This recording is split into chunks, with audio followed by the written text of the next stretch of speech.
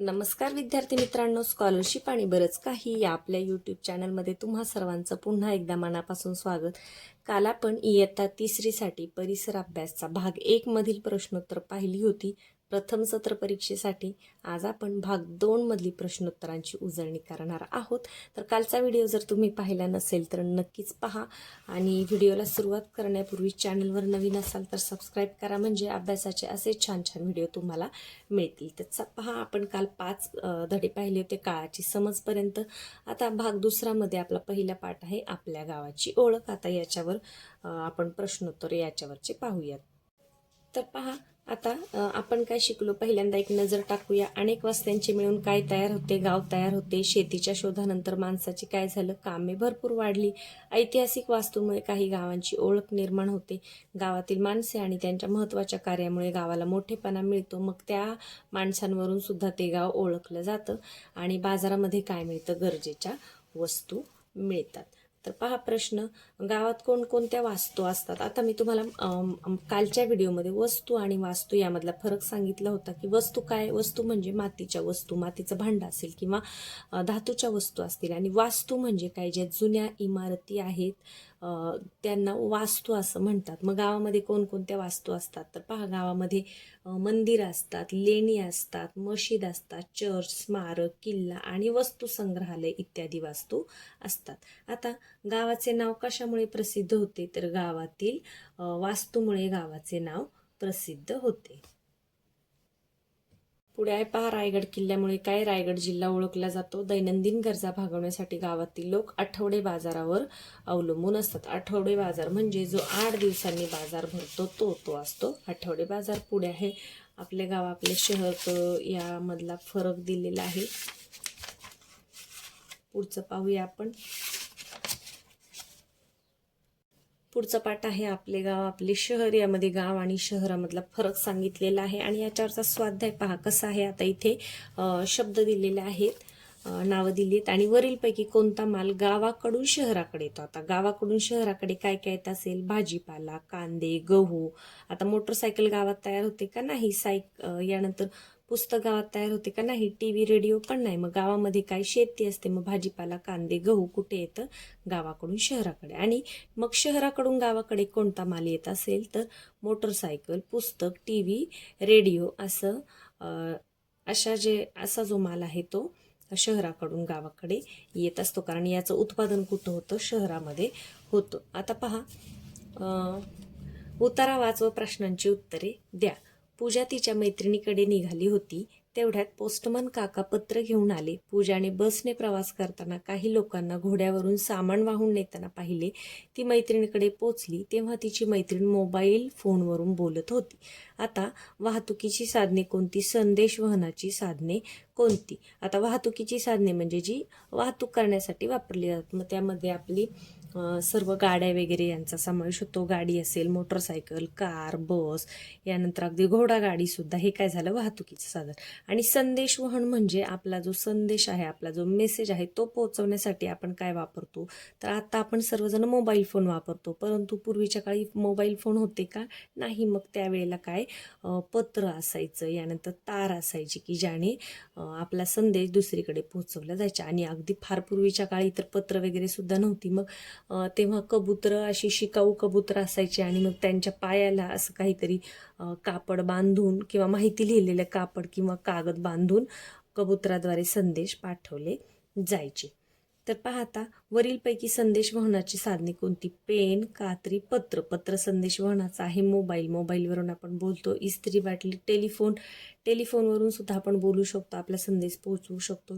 घड्याळ, चष्मा, पुस्तक, टोपी. तर संदेशवहनाची साधनं पाहिजेत ज्याने आपण संदेश पाठवू शकतो. संदेश म्हणजे मेसेज. तर या पद्धतीने याच्यावर सुद्धा अगदी थोडेसे प्रश्न आहेत. आता आपण पुढच्या पाठाकडे वळूयात. पुढचा पाठ अत्यंत महत्त्वाचा आहे, तो म्हणजे आपली पाण्याची गरज. मग आपल्या जीवनामध्ये पाण्याचे काय काय महत्त्व आहे पहा इथे दिले. आपण काय शिकलो मध्ये? सजीवांना पाण्याची गरज असते. सजीवांच्या शरीरात पाणी असेल तरच आपलं काम शरीराचं व्यवस्थित चालतं. यामुळे शरीरातील पाणी कमी झाले की काय होतं? तहान लागतं अनेक गावांमध्ये काय असतं, पाणी भरण्यासाठी पाणवठे असतात. पाणवठ्याजवळ ठराविक पक्षी वनस्पती दिसतात. पिण्याव्यतिरिक्त आपल्याला अजून कशासाठी, स्वच्छतेसाठी, स्वयंपाकासाठी, शेतीसाठी, उद्योगासाठी, कारखान्यांसाठी सुद्धा पाणी लागतं आणि मुख्य म्हणजे वनस्पतींना सुद्धा जगण्यासाठी पाणी लागतं. तर ह्याच्यावरचे प्रश्नोत्तर पाहूयात. पहा, उन्हाळ्यामध्ये प्राण्यांना पाण्यासाठी फार वणवण करावी लागते. तुमच्या अवतीभोवती असलेल्या प्राण्यांसाठी सोय करायची आहे. मग काय करणार आपण? आता आपण बरंच मोबाईलवर वगैरे पाहतो, पहा मेसेज, की जे पक्षी आहेत, प्राणी आहेत, त्यांना सुद्धा पाण्याची आवश्यकता उन्हाळ्यात असते. पावसाळ्यात ते कुठूनही पाणी मिळवतात, पण उन्हाळ्यामध्ये त्यांना पाणी मिळवायला फार त्रास होतो. मग आपण काय करू शकतो, की आपल्या घराच्या जवळपास किंवा आपल्या शाळेमध्ये प्राणी आणि पक्ष्यांसाठी पाण्याची सोय करून ठेवू शकतो. छोट्या मडक्यामध्ये किंवा भांड्यांमध्ये आपण पाणी भरून ठेवू शकतो पक्ष्यांना आणि प्राण्यांना पिण्यासाठी. यानंतर पुढे पहा, उन्हाळ्यात आपण कलिंगड, काकडी यासारखी फळे भरपूर का खातो? कारण तुम्हाला माहिती आहे, कलिंगड, काकडी या फळांमध्ये काय असतं, पाण्याचं प्रमाण भरपूर असतं, म्हणून आपण ही फळे खातो. लाल भोपळ्याची भाजी कशी चिरतात? या भाजीत शिजताना पाणी कोठून आलं? पहा, लाल भोपळ्याची भाजी जर तुमची आई करत असेल तर भोपळा चिरून तो अगदी वाफेवरच शिजतो, कारण भोपळ्यामध्ये सुद्धा पाण्याचं भरपूर प्रमाण असतं, त्याला शिजताना पाणी टाकण्याची गरज लागत नाही. थोडक्यात उत्तरे द्या. आपल्या शरीरात पाणी कोणकोणत्या स्वरूपात असते? पाठ कधीही काय करायचे, उजळणी करण्याच्या अगोदर पाठ व्यवस्थित वाचायचा आहे आणि नंतर मग त्याच्यावरचे प्रश्नोत्तर करायचे आहेत. तर पहा, आपल्या शरीरात कोणकोणत्या स्वरूपात पाणी असतं? तर अश्रू, डोळ्यातील जे अश्रू आहेत, म्हणजे डोळ्यातून वाहणारं पाणी, तोंडाला सुटणारं पाणी, नाकातून येणारं पाणी आणि जखमांमधून जे रक्त येतं त्यामध्ये, त्या स्वरूपात आपल्या शरीरात पाणी असते. आपण पाणी का पितो? कारण आपल्या शारीरिक क्रिया व्यवस्थित राहण्यासाठी आपण पाणी पितो. पाण्यामुळे काय होतं, रक्त पातळ राहतं, अन्नपचन व्यवस्थित होतं आणि लघवी वाटते. आपल्या शरीराला नको असणारे पदार्थ बाहेर टाकले जातात, म्हणून आपल्याला पाणी खूप गरजेचं आहे. गाई, म्हशी, शेळ्या पाणवठ्यावर कशासाठी येतात? पाणी पिण्यासाठी. यानंतर वनस्पतींमध्ये पाणी असते हे कशावरून समजते? आता वनस्पतींची पानं जर आपण चुरगळली तर त्यातून रस बाहेर येतो. त्यानंतर वनस्पतींची फळांमध्ये सुद्धा रस असतो, यावरून वनस्पतींमध्ये पाणी असतं हे समजतं. पुरेशा पाण्याअभावी शेती का करता येत नाही? कारण कोणतंही पीक घ्यायचं म्हटलं तर व्यवस्थित पाणी आवश्यक असतं, त्यामुळे पुरेसं पाणी नसेल तर मग शेती करता येत नाही. मोठ्या शहरांना जास्त पाण्याची का गरज असते? आपल्याला माहिती आहे, मोठ्या शहरांमध्ये काय असतं, खूप जास्त लोक राहत असतात. तुम्ही पाहिलं असेल, शहरामध्ये खूप बिल्डिंग्स असतात आणि भरपूर लोक राहतात. मग एवढ्या जास्त लोकांना वापरण्यासाठी जास्त पाण्याची गरज असते. जंगलातील वनस्पतींना पाणी कसे मिळते? पहा, आपल्या घराच्या जवळपास लावलेल्या वनस्पतींना आपण पाणी घालतो, पण जंगलामध्ये ज्या वनस्पती आहेत तिथे कोणी पाणी घालायला जात नाही, तरी सुद्धा त्या वनस्पती वर्षानुवर्ष टिकतात आणि हिरव्यागार कशा काय दिसतात? कारण पावसाळ्यामध्ये जे पाणी पडतं ते जमिनीत मुरलेलं असतं आणि वनस्पतींची मुळे खूप खोलवर जमिनीत गेलेली असतात आणि ते खोलवरचं पाणी शोषून घेतात. म्हणजे जंगलातील वनस्पतींना कसं पाणी मिळतं? त्यांची मुळे ही जमिनीतील खोलवरचे पाणी शोषून घेतात. आता पुढे आहे रिकाम्या जागा. पहा, रिकाम्या जागा भरा. हे जे वरती दिलेले शब्द आहेत ते शब्द इथे वापरायचे आहेत. पाण्यामुळे रक्त काय पातळ राहते, जनावरे पाण्यात काय डुंबत असतात, लोक टिंबटिंब प्राण्यांच्या पिण्याच्या पाण्याची सोय करतात. कोणत्या प्राण्यांच्या? आपण जंगलातील प्राण्यांना पाणी ठेवायला जातो का? नाही, तर पाळीव प्राण्यांच्या पिण्याची सोय आठवणीने करतात. टिंबटिंब पाहण्यासाठी जंगलातील पाणवठ्यापाशी जावे लागते. काय? जंगली प्राणी पाहण्यासाठी. का बरं? कारण पाणी पिण्यासाठी जंगली प्राणी पाणवठ्यावरच येतात. माणसाच्या जीवनात पाण्याला खूपच काय आहे? महत्त्व आहे. जमिनीमध्ये मुरलेले पाणी वनस्पतींची मुळे शोषून घेतात. तर पहा, हा जो पाठ आहे हा आपल्यासाठी खूप महत्त्वाचा आहे. ह्या पाठामध्ये आपण बरंच काही शिकलोय की पाणी आपल्याला किती महत्त्वाचं आहे. मग हे फक्त आपण शिकून उपयोग नाही, तर आपण आपल्या जीवनामध्ये सुद्धा ह्याची काळजी घेतली पाहिजे की पाणी अजिबात वाया घालवायचं नाही. पाण्याचा पुनर्वापर कसा करता येईल, वनस्पती प्राण्यांसाठी पाण्याची सोय कशी करता येईल आणि जे पावसाचं येणारं पाणी आहे ते वाया जाऊ नये म्हणून आपल्याला काय करता येईल हे सुद्धा आपण आत्ताच विचार केला पाहिजे. ब्रश करताना बेसिनचा नळ चालू ठेवू नये. कपडे भांडी धुताना बऱ्याच ठिकाणी भरपूर पाणी वाहून दिलं जातं, तर तसं करू नये. पाण्याचा जपून वापर करावा. हे जरी तुम्ही आत्ता या वयामध्ये शिकला तरी खूप छान अशी गोष्ट आहे ही. तर आवर्जून असंच करा, पाणी अजिबात वाया घालवू नका. आता पाण्याविषयीच पुढचा पाठ आहे की पाणी नक्की येते कोठून. आता या पाठावर सुद्धा स्वाध्याय अगदी थोडासा आहे. तर पहा, उपयोजनात्मक प्रश्न यावर जास्तीत जास्त येत असतात. उपयोजनात्मक म्हणजे ज्याचं उत्तर आपल्याला तुम्हाला मनाने लिहायचं असतं असे प्रश्न. आता आपण काय शिकलोय, आपल्याला मिळणारे सर्व पाणी कुठून मिळतं? पावसापासून मिळतं. पावसामुळे नदी, तलाव, झरे इत्यादी तयार होतात. नदीची सुरुवात कुठे होते? तर डोंगरासारख्या उंच ठिकाणी होते आणि ती कुठे वाहते? उत्तराकडे वाहते आणि शेवटी वाहत जाऊन नदी कुठे मिळते? समुद्राला. पावसाचे पाणी साठवणे काय आहे? आवश्यक आहे. त्यामुळे काय होतं, पावसाचे पाणी जेवढं जास्तीत जास्त आपण साठवू तेवढं ते वर्षभर आपल्याला वापरता सुद्धा येतं आणि जमिनीमध्ये पाणी मुरलं तर जमिनीची भूजल पातळी सुद्धा वाढते. तर पुढे पहा, तुमच्या घरी पाणी कोठून आणतात? तर आपल्या घरी आता सगळ्यांच्याच घरी नळ आहेत, त्यामुळे आपल्याला कुठेही पाणी आणण्यासाठी जावं लागत नाही. परंतु काही ठिकाणी खेडेगावी अशी परिस्थिती आहे की तिथे अजूनही नळ नाही, मग ते पाण्यासाठी विहिरीवर येतात किंवा जर छोटंसं तळं असेल, पाणवठा असेल, ओढा असेल तर तिथे ते पाण्यासाठी येतात. नदी, विहिरी, झरे, तलाव यांना पाणी कशापासून मिळते? आपण आत्ताच पाहिलं की सगळ्याला पाणी कशापासून मिळते? पावसापासून.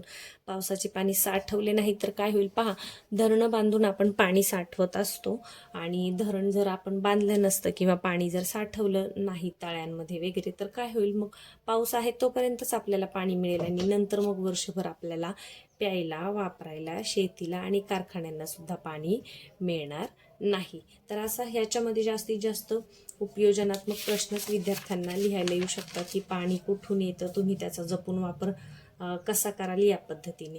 अजून आता पुढचा पाठ आहे पाण्याविषयी थोडी माहिती, ते पाहूया. पाठ क्रमांक 10. याच्यामध्ये आपण काय शिकलो मध्ये आहे, पाण्याला रंग, वास आणि चव नसते. पाणी पारदर्शक असते. पारदर्शक म्हणजे ज्याच्यातून आपल्याला पलीकडचं दिसतं. असं ज्या भांड्यात पाणी ठेवू त्या भांड्याचा आकार पाण्याला येतो, कारण पाण्याला स्वतःचा आकार नसतो. सपाट भागावर पाणी पसरते आणि उतारावरून काय होतं? पाणी खाली वाहते. पाणी हे स्थायू, द्रव आणि वायुरूप या तिन्ही अवस्थांमध्ये आढळते. पाण्यामध्ये अनेक पदार्थ विरघळतात. आता स्थायू म्हणजे काय? स्थायू म्हणजे पहा, बर्फ कसा आहे? कडक आहे, मग त्याला म्हणायचं स्थायूरूप. पण बर्फ जेव्हा वितळतो तेव्हा त्याचं काय तयार होतं? पाणीच तयार होतं. द्रवरूप म्हणजे जे आपल्याला दिसतं ते पाणी आणि वायुरूप म्हणजे वाफ. वायू म्हणजे पाणी जेव्हा उकळतं तेव्हा पाण्याची वाफ होते. हीच वाफ नंतर वरती जाते आणि मग आपल्याला ढगातून पुन्हा पाऊस पडतो. तर ते हवेमधले जे पाण्याचे रूप आहे त्याला काय म्हणतात? वायुरूप अवस्थेमध्ये पाणी हवेमध्ये असतं.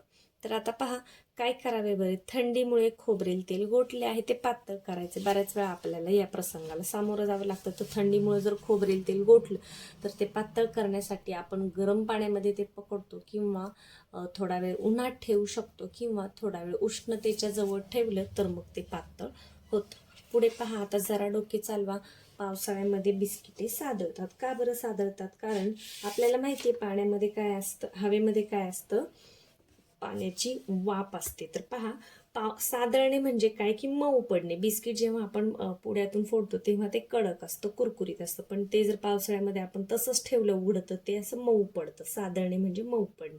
तर पावसाळ्यामध्ये हवेत बाष्पाचे प्रमाण जास्त असते. बाष्प म्हणजे पाण्याची वाफ, आणि बिस्किट काय करतं? हे बाष्प शोषून घेतं, म्हणजे ती वाफ शोषून घेतं, त्यामुळे बिस्किटे सादळतात. पाण्यामध्ये पोटॅशियम परमंगनेटचे स्फटिक टाकले तर पाण्याला रंग काय येतो? कारण पोटॅशियम परमंगनेटचे स्फटिक हे जांभळ्या रंगाचे असतात. ते पाण्यामध्ये विरघळतात म्हणून पाण्याला रंग येतो. पाण्यामध्ये गूळ टाकून चमच्याने ढवळले तर पाणी गोड का लागते? कारण गूळ पाण्यात विरघळतो आणि गूळ कसा असतो? गोड असतो, म्हणून पाणी गोड लागते. हिमालय पर्वताच्या शिखरांवर सतत बर्फ साठलेला असतो, याचं काय कारण असेल बरं? तर हिमालय पर्वत कुठे आहे माहिती आहे का तुम्हाला? आपल्या भारताच्या उत्तरेला हिमालय पर्वत आहे आणि त्यामुळेच खरं तर आपल्या देशाचं रक्षण होतं. तर हिमालयाची जी उंच शिखरं आहेत तिथे काय असतं? खूप थंड हवा असते, त्यामुळे पाणी तिथे द्रवरूप अवस्थेत न राहता स्थायूरूप राहते. स्थायूरूप म्हणजे बर्फाच्या स्वरूपात. म्हणून ही सगळी जी उंच पर्वत शिखर आहे त्याच्यामध्ये काय असतं? सतत बर्फ साठलेला राहतो. यानंतर तुम्ही अजून एक प्रयोग केला असेल. पहा, जेव्हा तुमची आई भाकरी करत असते तेव्हा तव्यावर आपण बऱ्याच वेळा तिचं भाकरीचा चपात्या करून झाल्यावर छोटे असतो तेव्हा पाण्याचे थेंब टाकतो. थोड्या वेळाने ते पाण्याचे थेंब दिसेनासे होतात, म्हणजे गरम तव्यावर काय होतं? त्या थेंबांची पाण्याची वाफ होऊन जाते. असं अजून या पाठावरचे महत्त्वाचे प्रश्न म्हणजे जे तुम्हाला पाठ वाचल्यानंतर समजतील. जसं 1-2 शब्दामध्ये जर उत्तरे लिहिण्यासाठी आली तर ज्यातून पलीकडचे दिसते अशा पदार्थाला काय म्हणतात? पारदर्शक. पाणी कधी उकळू लागते? तर उष्णता दिल्यावर. पाण्याचा बर्फ कधी होतो? पाणी गोठल्यानंतर. वाफ थंड झाली की कोणत्या अवस्थेत जाते? पहा, जेव्हा वाफ असते तेव्हा ते वायुरूप अवस्था असते आणि जेव्हा ती थंड होते तेव्हा ते द्रवरूप अवस्था म्हणजे पाण्याचे थेंब तयार होतात. आपण रोज पाणी पितो, ती पाण्याची कोणती अवस्था आहे? द्रवरूप अवस्था. द्रव म्हणजे पातळ. मोठ्या प्रमाणावर बर्फ कुठे तयार करतात? पहा, कारखान्यांमध्ये. आपल्याला घरगुती वापरायचा असेल तर आपण फ्रीजमध्ये ठेवतो, परंतु खूप मोठे मोठे जे बर्फ बनवायचा असेल तर ते कुठे तयार करतात? कारखान्यात. गोठलेल्या खोबरेल तेलाची अवस्था कोणती असते? स्थायी रूप असते आणि जेव्हा ते पातळ असतं तेव्हा मग ते द्रवरूप अवस्थेत असतं. पुढे पहा आता चूक बरोबर ते सांगा. पाणी पारदर्शक आहे. बरोबर. शुद्ध पाणी निळसर दिसते का? नाही. चूक आहे. यानंतर पाणी खूप तापवले की पाण्याचा बर्फ होतो का? नाही. पाणी खूप तापवल्यावर पाण्याची वाफ होते. पाण्यामध्ये साखर विरघळत नाही. चूक. तर साखर पाण्यामध्ये विरघळते. पुढे पहा, टिंबटिंब पाण्याला रंग, वास आणि चव नसते. शुद्ध पाणी टिंबटिंब आहे, पारदर्शक आहे. पाण्याला स्वतःचा टिंबटिंब नसतो.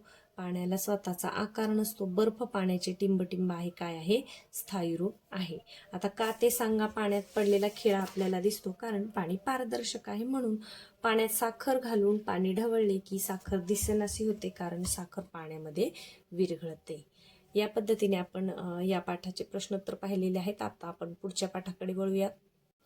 पुढचा जो आपला पाठ आहे तो म्हणजे आपली हवेची गरज. तर पहा, याच्यावरचे प्रश्नोत्तर आपण पाहूया. याच्यावर आपण काय शिकलो मध्ये काय दिले की हवा सर्वत्र असते, हवा डोळ्यांना दिसत नाही, हवेला रंग, वास आणि चव नसते, सजीवांना श्वासोच्छवासासाठी हवेची गरज असते. तर पहा, आता गर्दीच्या ठिकाणी श्वास घुसमटायला लागला आहे. वरती हा प्रश्न आहे, कॅमेरामध्ये दिसत नाही तुम्हाला. तर काय करावे बरे? गर्दीच्या ठिकाणी काय होतं? गर्दीच्या ठिकाणी आपल्या श्वासामधून कार्बन डायऑक्साईड बाहेर पडत असतो आणि खूप गर्दी असेल तर मग आपल्याला घुसमटायला होतं. मग अशा वेळेला काय करायचं? आपण तिथून बाहेर पडायचं किंवा खिड्या वेळेला आपण गर्दीच्या ठिकाणापासून बाजूला व्हायचं म्हणजे आपल्याला घुसमटल्यासारखं वाटत नाही. आता गाळलेल्या जागी योग्य शब्द भरा. टिंब चालू असल्यामुळे झोपलेल्या माणसाची छाती वर खाली होते. काय चालू असल्यामुळे? श्वासोच्छ्वास. टिंब आपल्या अवतीभोवती पसरली आहे. काय? हवा. माणसाप्रमाणेच इतर सजीवांनाही हवेची टिंब असते. काय असते? गरज असते. आता खालील प्रश्नांची उत्तरे द्या. फुगा फुगवताना फुग्यात तुम्ही काय भरता? हवा. आपल्याला हवेची का गरज असते? आपल्याला श्वासोच्छवासासाठी हवेची गरज असते.